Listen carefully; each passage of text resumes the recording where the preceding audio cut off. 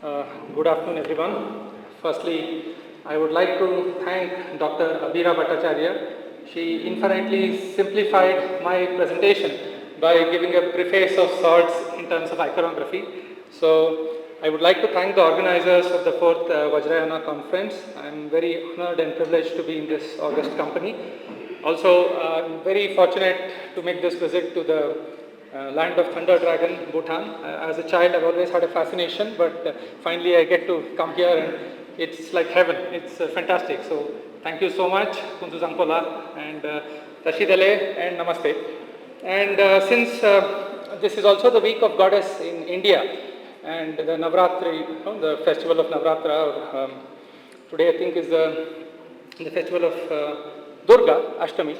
So I would like to invoke the deity in the form of Pragyaparamita. This is a wonderful sutra for Pragyaparamita. I'd like to chant and begin my presentation.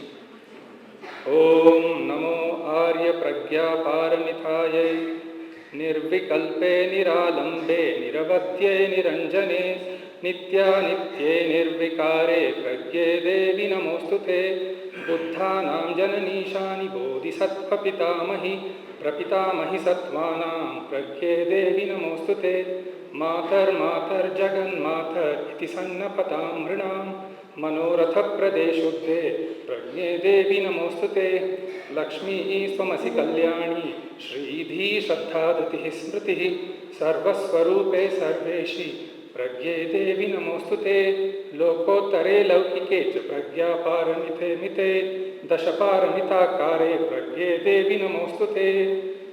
Thank you. So, my paper is about the evolution of Buddhist mural art across the Indian subcontinent. And by Indian subcontinent, I am speaking of the historical ancient India of the times of Buddha. So, we are going to cover a huge span of geography, starting from Ajanta Ellora, the caves of Ajanta Ellora in Aurangabad in Maharashtra.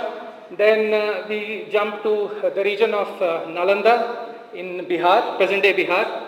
Then Newar in Nepal and Ladakh and Tibet. So, without much ado, when we look at the idea of aesthetics, today we look at it from many different perspectives. But to get to the core of any idea, it's always useful to go to the etymology, to the root of what aesthetics means. So, the origins of the idea of aesthetics that we use in today's context comes from the Greek word aesthetikos, which means perceptive or pertaining to sensory perception. And a variation of that is aisthenomai, which means I perceive, I sense, I learn. Then aesthesis, which is perception and sensation. Now, this etymology was used in 18th century by a German writer, and the terminology of aesthetics came into use as a philosophy of art. But fundamentally, aesthetics connects with perception. And let's look at what perception means in the context of Buddha's teaching and Buddhism. So we have two prominent suttas, both from Tripitaka, where Buddha speaks of, one is the Madhupindaka Sutta, and here he speaks of what we know as Prapancha or Papancha in Pali. And Prapancha is nothing but the conceptual proliferation of thoughts. So when the sense objects, when the sense consciousness comes in contact with the sense objects and an impression is formed, it relates to proliferation, and the sequence is shown here: contact, feeling, perception, thinking, and the perception or categories of Prapancha. So first there is a mention of this in Tripitaka, in Madhupindika Sutta, and then in the Punavata Sutta again the same idea is addressed in a different form. So these two anecdotal reference to what perception according to Buddhism can be found in the classical texts. From the Theravada tradition, we move on to Nagarjuna, because Nagarjuna is considered to be the founding father of the Madhyamika tradition, and later that would influence Vajrayana also. So Nagarjuna's Mula Madhyamakarika has two verses that directly relate to this thing, and they're very beautiful verses. One is in chapter 3 of Chakshu Indriya Pariksha, where he says, seeing, hearing, smelling, tasting, touching, and the mind are 6 faculties, and the spheres consist of the object of seeing. But since seeing does not perceive itself or its own form, then how can that which cannot perceive its own form see others? So it's a very fascinating contradiction, And the same Nagarjuna in Arya Satya Pariksha is a very famous verse quoted which refers to Shunyata. He says, Sarvanam cha yujyate tasya Shunyata yasya yujyate, Sarvanam ya yujyate tasya Shunyam yasya na yujyate. So this is translated as all is possible when emptiness is possible, nothing is possible when emptiness is impossible. So by referring to this, he gives us the magical this thing of two truths, the Samrita Satya and the Paramartha Satya. And when we are approaching aesthetics, today there is a lot of talk about aesthetics from different viewpoints, from materialistic culture, from identity, from gender, from politics. But purely aesthetics is about perception. And we value perception in the Buddhist iconography because it can lead us to exalted states of awakening. Perception has to be pure, and if perception is pure, you are very closer to Buddha nature. It is an awakening. So in that context, we are redefining what perception is in the context of what the word means. And then since Buddhism originated in the context of Indian philosophy or the subcontinental philosophy, the other ideas which influence the aesthetics should also be looked into. A very prominent theory of Indian aesthetics is called the Rasa theory. And rasa essentially means the nectar or essence, and it connotes the concept of in Indian art about a flavor which can be visual, literary, musical, that evokes a feeling or emotion. And the rasas are classified as navarasas. So you have Shringara, which is equivalent of love, then Hasyam, which is humor, Raudram, which is fury, then Karunyam, which is kindness, then Bhivatsam, which is disgust, Bhayanakaram, which is horror, Viryam, which is heroic, then Adbhutam, which is wonder, and Shantam, which is tranquil. So this classification first was observed in Natya Shastra of Bharatamuni, and this became very influential in creating forms of dance, drama, sculpture, music across the Indian spectrum, not only in Hindu, Buddhist, Jain, but all ideas that followed. So this would later influence the sculptural aesthetics also. So now we come to the visual aspect of aesthetics, and yesterday I think my friend from India, this Yash Dikshit presented. I'm just going to give a rough introduction here. So we look at the early aesthetics of Buddhism and we go to the Sanchi Stupa, because Sanchi Stupa is like a big mothership from where a lot of aesthetic ideas were borrowed again and again, and it populated the imagination and the minds of what we know as the Buddhist culture of Southeast Asia. So on the first you can see the representation of Buddha's mother as Gajalakshmi, so you can see that she is seated on a lotus and there are two elephants.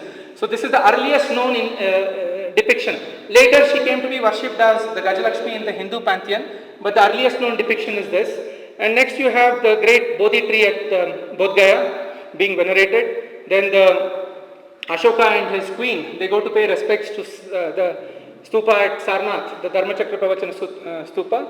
And then lastly, there's a very famous Yakshi. Yakshis are these female deities or goddesses of fertilities, which are a part of the Buddhist pantheon, along with Naga, Kinnara, Yaksha, different levels of this thing, the world. Yakshas are a very important aspect. They are guardians of treasure and they can bless you with, fertility and abundance. So here you can see that image of Buddha is not depicted. So the Buddha nature is suggested through the tree of Bodh Gaya and the teaching at Sarnath. And also here you can see there's a very human sensual form to how the things are carved out of stone. So the medium is stone. So there is a marked three-dimensional figure, almost a very humane quality. Next we move to the Bahut Stupa, which immediately follows the Sanchi. Here you can see events from the Buddha's life, the what you call as the Zapachonis in the Tibetan tradition, the 12 important events. Here the first one is Maya Devi having a dream of the elephant enter her womb. The second one is Buddha's descent from the heaven, which is commonly known as the Lababdu chain. And third one again is a panel with the Yakshis and Yakshinis. Next we move to this stage, which is the precursor to the Mahayana tradition. These are caves which are of the Mahasangika tradition near Mumbai in Maharashtra. And these are called the great Chaitya at Karla caves.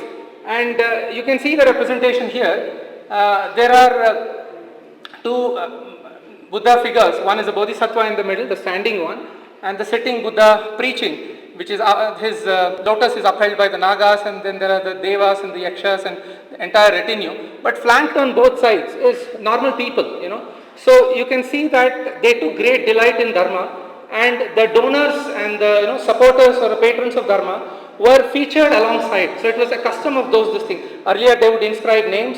then they would have people represented. So you can get a good idea of what was the culture of clothes or jewelry, what was the visual aesthetic of the people of that time in this.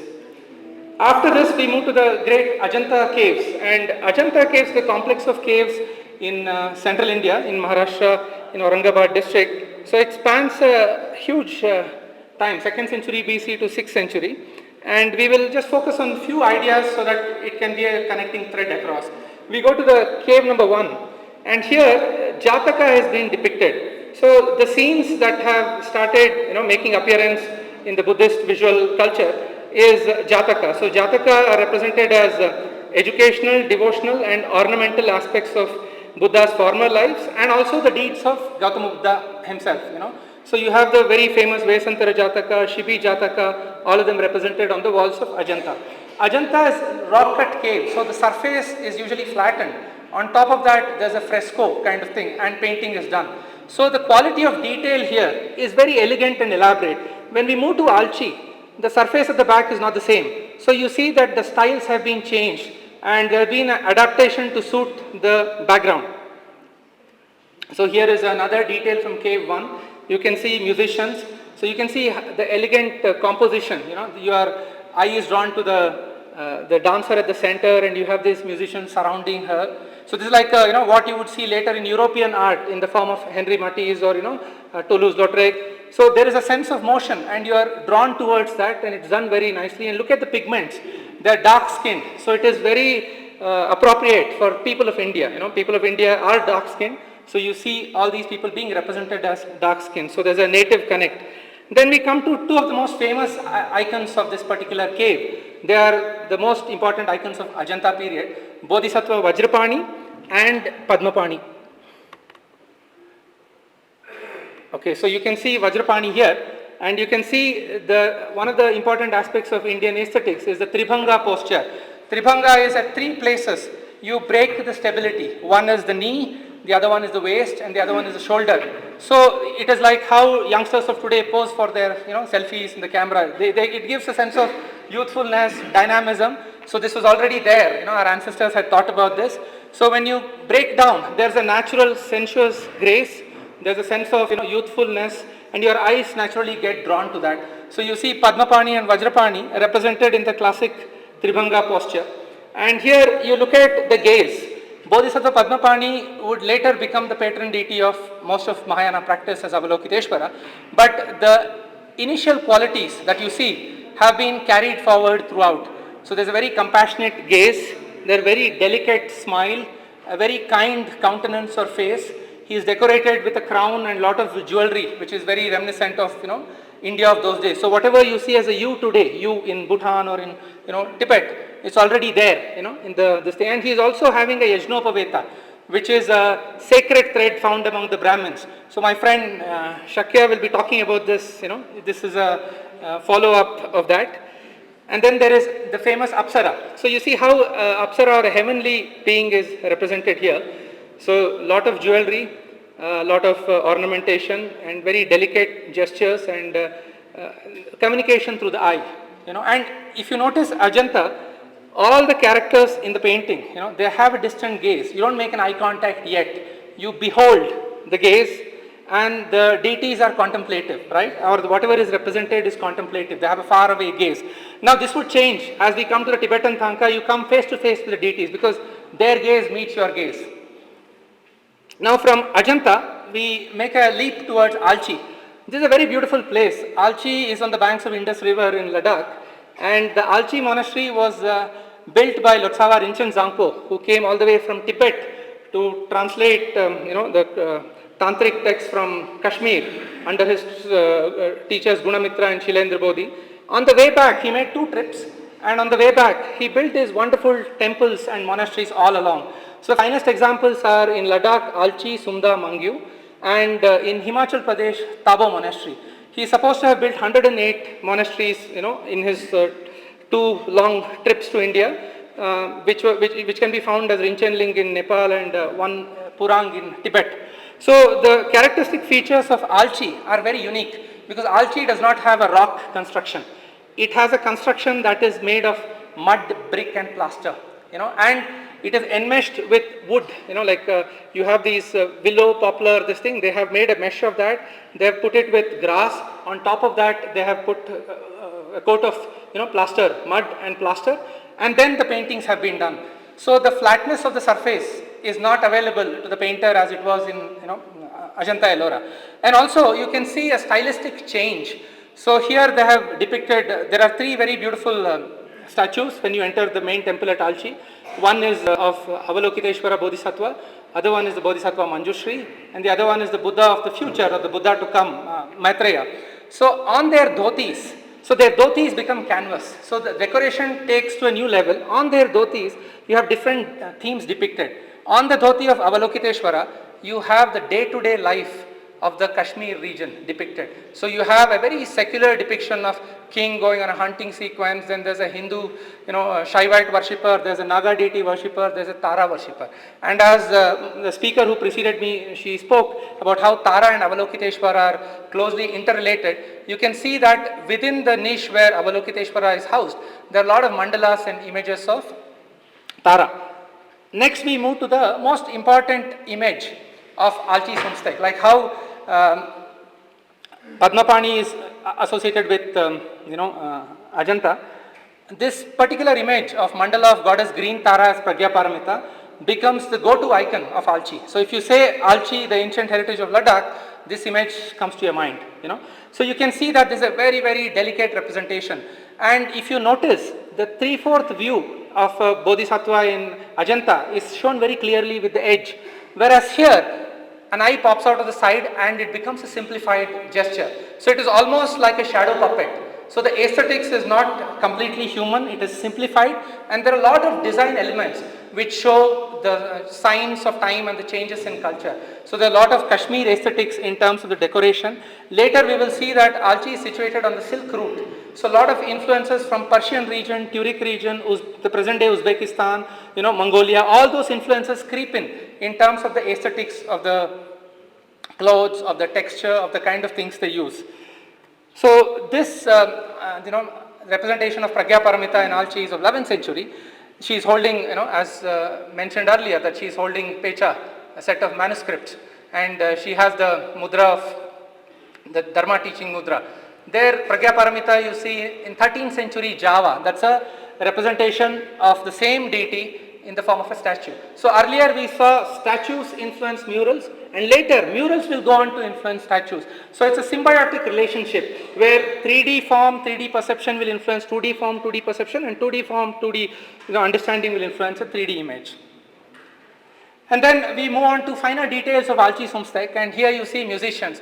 I think in Ajanta I showed you a musician, there's a dancer with a flute player and all that. So I have identified similar images. So you can see a musician also in the mandala of Amitabha Buddha there, and you can see these horse riders, they are all having dress which is very Persian, Turic, Middle Eastern kind of aesthetics, And then there's a royal scene. So if you notice their clothes and their, their headgear and the kind of things they possess, their accessories, it is a very cross-cultural thing. So you can see that trade has influenced and a lot of other cultural influences are being absorbed, and the aesthetic repository is growing.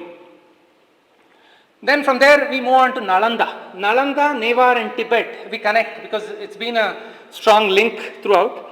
And I think you saw this image, a final representation when the speaker who preceded me, she spoke of this. This is a representation of Pragya Paramita, and this the bigger picture is of the Pala dynasty. So Pala dynasty was the last great rise of Buddhist culture in India, and it coincided with the peak of Nalanda. And then from Pala dynasty, the transmission went into the Nepal, Nevari, this thing, and you can see in Ranjana script the Ashtasahasrika Pragya Paramita. And then the evolution from Pala to Nevari to the Tibetan one. And I think she showed the same image from Tshering monastery. And then you can see Avalokiteshvara here, Avalokiteshvara in the museum of Nalanda, then Avalokiteshvara again Pala dynasty, and then the Avalokiteshvara in Newar. You can see the stylistic similarities in terms of theme. You can see the subtle changes in terms of local culture and time frame. So a two-dimensional carved on stone, chunar and stone, and that is a canvas. So in Nepal, the Nevari tradition came to be known as the Pauba or the Patchitra, and this would eventually be taken to Tibet, and that would become the modern day Tibetan Thangka. So earlier, what was a community experience of going to Ajanta or visiting Sanchi, now became a very personal experience where you can have this Thangka in your own drawing room or in your own dukhang and have a private prayer. So the space is also changed. So you can see Avalokiteshvara here as a Sahasrabhuja Avalokiteshvara, 11-headed and with 1,000 hands. Now, when we look at the evolution of Thangka in Tibet, there are new ideas which developed along with this thing, and drawing has always been a very profound medium that the Buddhist masters have employed. So in the Tibetan version of Thangka, the Bhavachakra became a very important symbol, and they would be seen outside monasteries everywhere. So if you go to Ladakh or Tibet or even here in Nepal and Bhutan, you see the entire Buddhist philosophy of avidya, then the Dwadasha Nidana, Pratita Samutpada, everything is represented in one beautiful drawing. So this is the whole of Buddha's body of work, and this is an amazing aesthetic achievement. And the next one is the stages of mind training, Lojon. I'll just take 2 minutes, sir, with your permission. Yeah. And then, okay, so these are the new paths. So this is the ancient stuff, what has happened so far. And I'll just touch upon a few new things that are happening. So this is a Nepali artist, and he has drawn this Padmapani Avalokiteshvara inspired by Botticelli's Birth of Venus. So you can see visual similarity. Then this is a project commissioned by Zongsar Khyentse Rinpoche, where he is doing visualization of 21 Taras by a Maharashtra-based artist called Sapar. So he has taken inspiration from Raja Ravi Varma's painting, and you have a rendition of Tara in that aesthetic. And then this is another Nepali artist, and he has taken the original, if you have seen the Mahakala statue in Nepal and how it is represented in the Pauba pictures of Nevari art, he has taken it to another dimension with 3D modeling, with 3 dimensions. So digital age has created a new portal. And then now to wrap it up, we come to the idea of what Buddhist aesthetics is, because we went with the idea of what aesthetics is. Now I think there's a very nice definition which Cooper provides in his paper, saying the beauty of an inner state of mind and the beauty of inner reality is what Buddhism is all about. So Buddhist aesthetics has to resonate with that. And I add my 2 cents to that, saying the beauty of the teachings, its values, its ideals and its emotions it elicits. So 3 primary emotions would be Karuna, Pragya and Mudita, compassion, wisdom and joy. And if it connects with the whole narrative of Buddha's life and the message, I think we have what we would call as the Buddhist aesthetics. And this is the last slide. Because Buddha nature manifests infinite joy, infinite equanimity, infinite compassion, infinite wisdom, it can be interpreted through many different perspectives: ethics, philosophical inquiry, rational research, scientific analysis, etc. And I didn't have an introduction about myself. I am a teacher of Buddhist art and aesthetics at Central University of Higher Tibetan Studies, Sarnath. I've been a lifelong doodler and cartoonist. So I try to have my interpretation of some of these ideas through doodles and cartoons. So thank you for your time. It's an honor.